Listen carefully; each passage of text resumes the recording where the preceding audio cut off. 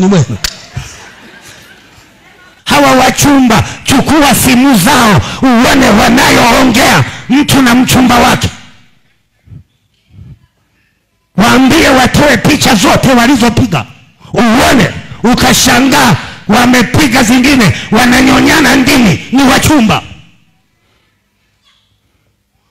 Hali ni mbaya, hali ni mbaya. Leo si jambo la shida kijana kwenda kumtembelea mchumba wake kwenye chumba chake kimoja, na wachungaji hatuelewi, wazee wa kanisa hatuelewi, wanatembeleana, wanakaa kwenye kitanda kamoja, kijana anakaa hapo, binti anaweka miguu juu ya kijana, huku wanaambiana tunasubiri siku ile. Wanasema tunasubiri saa 1, saa 2, saa 3, wanalala wote huku wanasubiri.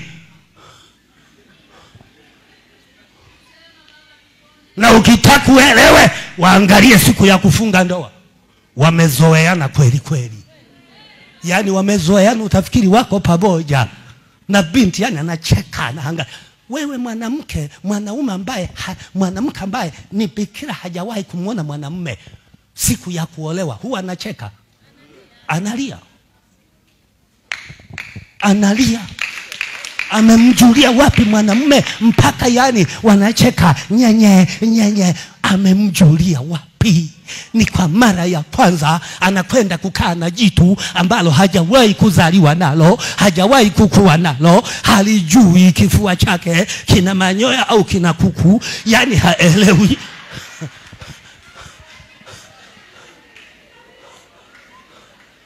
Sasa tunatoboa kila kitu, lakini na bwana nao na sasa ndio ameleta na mtindo wa kipumbafu. Yani katikati ya harusi kijana anavua nini? Koti. Bibi harusi ndio anafanya nini? Anabeba koti. Mlio na mitindo ingine ya kijinga, mnakuwa kama mna akili. Halafu anawavulia wakwe zake, tumbo linakuwa nje. Baba mkwe mbele ya wakwe zake anaanza kupembuta tumbo. Saa nyingine kifungo kimoja kimepetuka.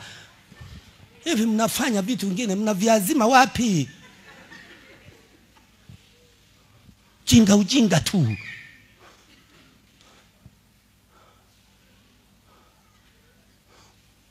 Hiyo ni Biblia sasa.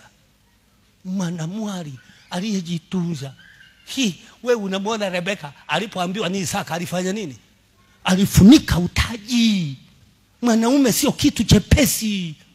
Ndio kwa mara ya kwanza wewe ndio unakwenda kumuona mwanaume. Labda sasa na hiki binti ni kikahaba, kimo tu kanisani, lakini wanaume kishamaliza. Ndio maana hata kimwangalia haleluya, yani kiko tu jicho gumu, utafikiri jicho la korongo.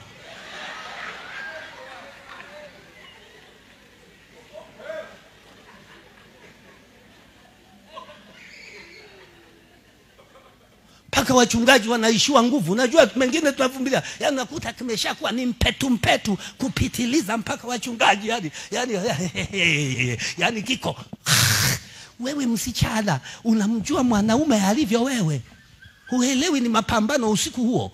Kama kweli wewe ni bikira, haka kahuni kalishajua, wameshaenda bichi koko, wamekaa wakagaragara kwenye mchanga. Kwani unafikiri hatuwajui?